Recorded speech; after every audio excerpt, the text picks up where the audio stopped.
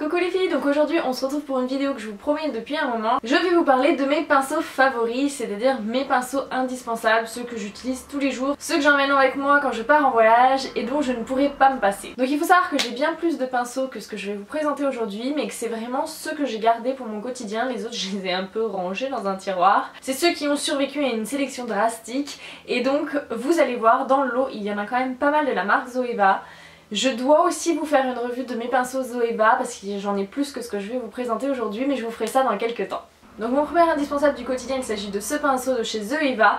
Il s'agit du 104 Buffer qui est un pinceau à fond de teint. Donc avant ça j'avais déjà essayé des pinceaux à fond de teint de différentes formes et il n'y en a aucun qui m'avait convaincu plus que ça. Du coup j'utilisais soit mes doigts soit le Beauty Blender et depuis que j'ai acheté ce pinceau, je n'ai quasiment plus touché à mon Beauty Blender parce que avec lui l'application est ultra simple, ultra rapide, il est super doux, il étale bien le fond de teint, on garde de la couvrance, on perd pas trop de matière, on n'a pas de traces de pinceau. Bref, il est vraiment top et depuis que je l'ai, je ne peux plus m'en passer et je l'emmène partout avec moi. Mon indispensable pour appliquer le bronzer, et c'était une découverte récente, c'est encore un pinceau de chez Zoeva. Il s'agit du 109 Luxe Face Paint. C'est un petit pinceau plat qui ressemble un petit peu à un pinceau de peintre qui est super pratique parce qu'il vous permet vraiment de faire un contouring facile. Donc en fait moi j'utilise de la façon suivante, je viens déposer un peu de matière dans le creux sous la pommette, puis je change de sens et je viens appliquer sur le bombé de la pommette.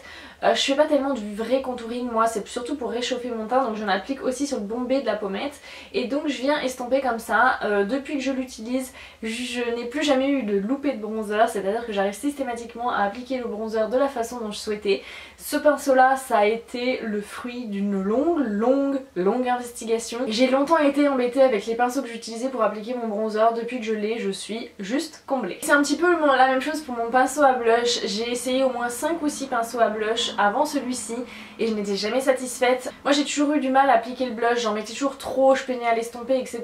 Et les pinceaux que j'avais jusqu'à maintenant ne m'aidaient pas. Jusqu'à ce que je découvre le Luxe Sheer Cheek de chez Zoeva.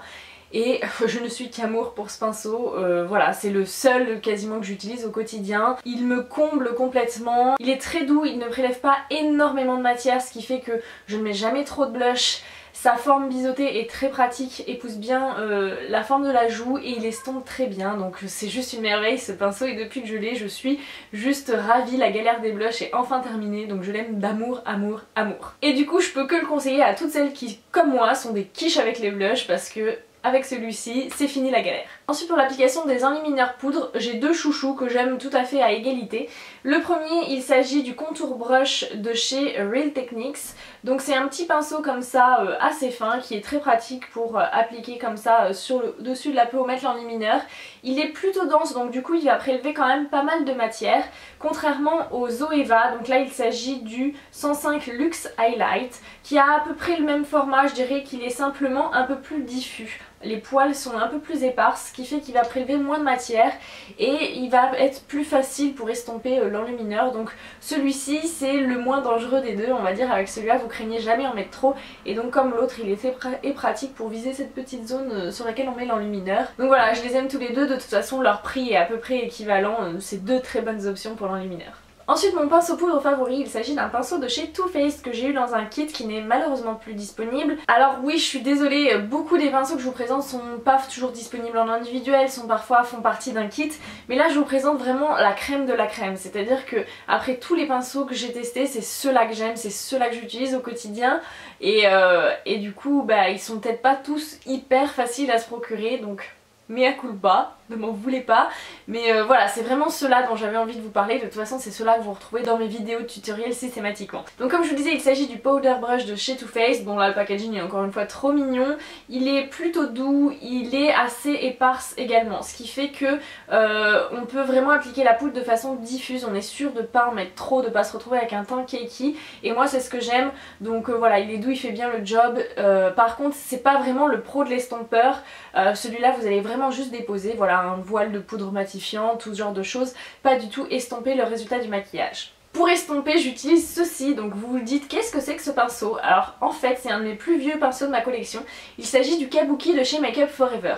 Et là je l'ai en fait rafistolé au masking tape parce que le bois s'était fendu et qu'il commençait vraiment à être amoché. Donc c'est du rafistolage maison. Ça me fout un peu les boules parce que c'est un pinceau assez coûteux. J'ai souvenir qu'il m'avait coûté 35 € à l'époque, ce qui était beaucoup parce que c'était vraiment au tout début où j'apprenais à me maquiller et c'était un des premiers pinceaux que je m'étais offert. Donc voilà, ceci dit, c'est vraiment un kabuki ultra dense. Ce qui fait que quand vous vous loupez en maquillage, quand vous loupez sur l'application du blush ou du bronzer, et ben il est ultra efficace pour rattraper les loupés. Donc voilà, celui-ci c'est un peu mon indispensable à ce niveau-là, mais j'avoue que depuis que j'ai mes pinceaux Zoeva pour le teint, je ne me suis plus tellement loupée. Donc du coup, eh ben, il dort un petit peu au fond de mon tiroir en attendant que je me loupe un de ces matins mal réveillés.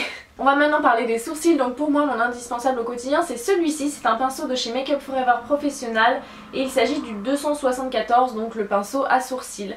Donc c'est un pinceau double embout qui a un côté pinceau qui permet d'appliquer la poudre. Alors au début j'ai été très surprise parce que c'est un pinceau qui est très dur. Celui-là il n'est pas doux du tout, il pique même quand vous l'utilisez.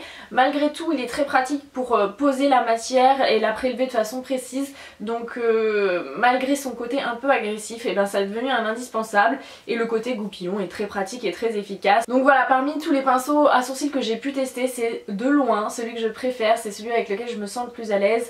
Et c'est celui avec lequel j'arrive vraiment au résultat que je veux. On va maintenant passer au pinceau pour les fards à paupières. Donc mon pinceau favori pour appliquer un fard sur toute la paupière mobile, il s'agit de celui-ci. C'est un pinceau de la marque Bedelium Tools et c'est le 777. Donc moi j'ai la collection rose mais ils existent en différentes couleurs. Le fait est que ce pinceau là est un petit pinceau plat qui est assez pratique pour travailler les fards. J'avais des pinceaux Too Faced de la même forme auparavant mais je préfère largement celui-ci parce que je trouve que la matière des poils fait qu'il prélève mieux la matière des fards et qu'elle le retransmet mieux sur la paupière. Donc en fait c'est le seul pinceau plat que j'ai gardé de tous ceux que j'ai pu tester et c'est de loin mon préféré. Un petit pinceau que j'aime utiliser pour appliquer des fards crème comme par exemple aujourd'hui je vous ai fait un tutoriel pour ce look d'ailleurs s'il vous plaît. Donc là j'ai une illusion d'ombre de Chanel sur la paupière et donc pour prélever les fards crème, et bien c'est celui-ci que j'utilise. Il s'agit du 226 Smudger de chez Zoeva. Donc en fait c'est un petit pinceau plat mais plus court que le précédent. Les poils sont beaucoup moins longs et du coup je le trouve très pratique pour utiliser les textures crème. Je l'utilise d'ailleurs que pour ça. Alors un autre coup de cœur absolu de chez Zoeva, il s'agit du 227 Luxe Soft Definer. Donc c'est mon pinceau estompeur du quotidien, c'est celui que j'utilise pour estomper les fards, que j'utilise pour appliquer mes fards au creux de paupière tous les jours, c'est le seul que j'ai gardé également. Il a même su détrôner celui que j'adorais avant lui, c'est-à-dire le Base Shadow Brush de chez Real Techniques, que j'ai utilisé tous les jours pendant 2 ans, mais depuis que j'ai le Zoeva, je n'y ai plus touché, c'est simple. Il l'a détrôné, il l'a renvoyé au placard. Donc le 227 de chez Zoeva, amour toujours et je ne peux que vous le conseiller, c'est une vraie tuerie ce pinceau. Ensuite on repart chez Bedelium Tools avec le numéro 781. Donc c'est un espèce de pinceau, je sais pas comment ça s'appelle, un pinceau boule je crois. En tout cas c'est un pinceau un peu long et plutôt tassé que moi j'utilise pour appliquer mes fards à paupières dans le coin externe. C'est un pinceau que je trouve très bien. Pareil j'en ai de cette forme là dans d'autres marques, j'en ai un Zoeva, j'en ai des Too Faced etc. Mais c'est vraiment celui-ci que j'aime parce que je trouve que les poils prélèvent bien les pigments, les retransmettent bien, il est assez précis pour faire la forme que je veux. Et voilà il est très efficace et c'est celui que je préfère pour cette utilisation là. C'est pareil je n'utilise que lui, les autres je les ai rangés. On va maintenant parler des pinceaux crayons et j'en ai 2 que j'utilise au quotidien et que j'adore. Pour 2 utilisations très différentes en fait, enfin très différentes c'est relatif. Donc, le premier c'est le 219 de chez MAC que j'ai depuis très longtemps. C'est un pinceau sur lequel j'ai craqué parce que j'en avais pas de cette forme là. Et c'est un pinceau qui est très pratique pour appliquer les fards de façon précise au coin externe, faire un petit V à l'extérieur de l'œil ou pour venir faire un peu un trait de liner au fard un peu foncé pour faire un peu un effet œil de chat estompé. Donc c'est un pinceau que j'aime beaucoup pour cette utilisation.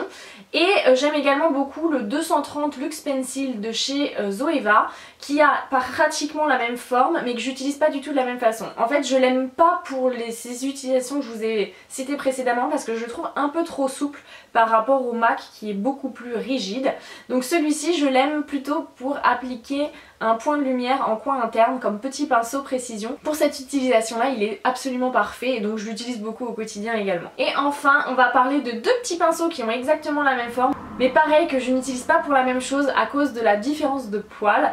Le premier, il s'agit du Liner Smudger de chez Too Faced, qui est un tout petit pinceau précision comme ça qui est très pratique pour deux utilisations selon moi, soit appliquer un fard à paupières le long du ras de cils inférieur, soit pour l'appliquer façon trait de liner le long du ras de cils supérieur. Donc je l'utilise uniquement avec des fards poudre.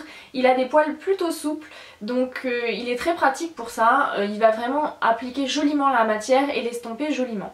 Par contre, quand j'ai envie de faire comme aujourd'hui un trait de crayon que j'estompe un petit peu façon liner, donc un crayon gras, c'est l'Accent Brush de chez Real Techniques que j'utilise parce qu'il a des poils beaucoup plus rigides, donc il va être très efficace pour estomper un fard gras, pour estomper un crayon gras, etc. Donc en fait je peux pas en choisir un des deux, je les aime tous les deux et je les utilise pour des choses tout à fait différentes. Donc voilà pour la présentation de ma famille de pinceaux, ceux que j'utilise au quotidien et ceux dont je ne peux plus me passer. Maintenant je vous propose de vous parler un petit peu de la façon dont je lave mes pinceaux, parce que je sais pas vous mais moi la corvée de lavage de pinceau c'est vraiment le truc qui me fait suer. C'est le truc, je trouve ça prend du temps, c'est enquiquinant, on s'ennuie, c'est pénible. Et je dois dire que depuis que j'ai testé des accessoires pour le lavage de pinceau, et ben je m'en sors beaucoup mieux et c'est devenu beaucoup plus simple, beaucoup plus agréable pour moi. Donc la première chose dont je voulais vous parler, c'est le savon solide de la marque Beauty Blender, c'est leur Blender Cleanser. Donc c'est un petit savon solide comme ça qui se présente dans une boîte. Qui est vraiment très efficace pour laver les pinceaux. Alors je vais pas vous mentir, c'est un peu du luxe quand même, parce que ça vaut assez cher pour ce que c'est et que finalement un savon de Marseille fait quand même bien l'affaire, mais je le trouve plus efficace que le savon de Marseille, donc je me le suis offert et je pense que je recraquerai à l'avenir parce que même si ça s'utilise assez vite, même si c'est assez cher, c'est tellement moins pénible, c'est tellement plus efficace que je trouve que ça vaut quand même le coup. Et ensuite on va parler d'accessoires pour laver les pinceaux. Donc j'ai récemment testé deux accessoires de chez Sigma. Avant ça j'avais un dupe du gant Sigma de la marque PB Cosmétique que j'avais dû payer 9 € et même si ça m'a rendu de grands services, j'ai trouvé que c'était pas du tout pratique parce qu'en fait l'eau se rentrait à l'intérieur du gant. Quand on a les gants en main on peut pas attraper les pinceaux comme on veut, bref c'était bien plus efficace pour nettoyer les pinceaux, mais l'ergonomie du truc était pas tout à fait aboutie et donc j'étais pas satisfaite au quotidien. Ensuite j'ai craqué sur The Beautist sur ce tapis là qui se ventouse en fait au fond de votre lavabo. Donc je me suis dit que ça allait être super pratique. Le fait est que c'est très efficace, mais le problème c'est que moi il est trop grand par rapport au lavabo de ma salle de bain et que du coup c'est pas si pratique que ça. Donc finalement je restais encore un peu mitigée, j'étais toujours pas tout à fait satisfaite de ce que j'utilisais au quotidien. Et puis j'ai découvert ceci, donc je l'ai reçu grâce au site Octoly, qui est une nouvelle plateforme qui permet aux youtubeuses de choisir des produits gratuitement. En fait on soumet notre candidature aux marques qui acceptent ou non, on reçoit le produit gratuitement et après on le teste comme on le souhaite et on vous en parle, voilà. J'ai choisi ce petit gant Sigma et je dois dire que là c'est le coup de foudre. Déjà la matière est beaucoup plus souple, elle est bien plus pratique pour nettoyer les pinceaux, je trouve ça plus efficace et alors l'ergonomie du truc est super bien pensée. En fait du coup on met sa main comme ceci dans le gant, donc vous voyez c'est maintenu, on a de quoi passer le pouce. On a quand même en fait la possibilité d'utiliser sa main comme on veut, voilà, moi je peux par exemple maintenir mon savon pendant que je frotte les pinceaux dedans, donc ça c'est très pratique. Et donc du coup il y a plusieurs types de matériaux sur lesquels on peut frotter les pinceaux, ça c'est le côté pour les pinceaux du visage, de l'autre côté vous avez pour les pinceaux yeux. Donc là on a des trous pour que l'eau s'écoule, c'est facile à nettoyer, c'est facile à rincer, le matériau est bien souple, il est super efficace et maintenant grâce à ça laver les pinceaux c'est pratiquement le bonheur quoi. Donc je voulais absolument vous en parler parce que c'est une merveille ce truc, c'est une vraie découverte et du coup je pense réellement que ça vaut l'investissement, vous le regretterez pas. Autant ça peut-être, autant ça franchement je peux que vous le recommander, c'est vraiment un gros coup de cœur.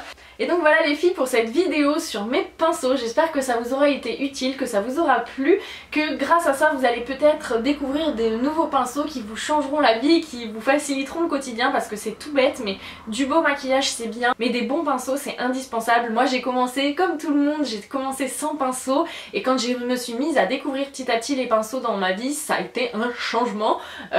Se maquiller est devenu beaucoup plus facile, c'est devenu beaucoup plus plaisant et donc je pense que c'est vraiment des outils indispensables de Beauty Addict. Évidemment qu'on peut s'en sortir sans pinceau mais avec c'est beaucoup plus facile et c'est beaucoup plus efficace. Sur ce je vous fais gros bisous à toutes et je vous dis à très bientôt dans une prochaine vidéo. Ciao!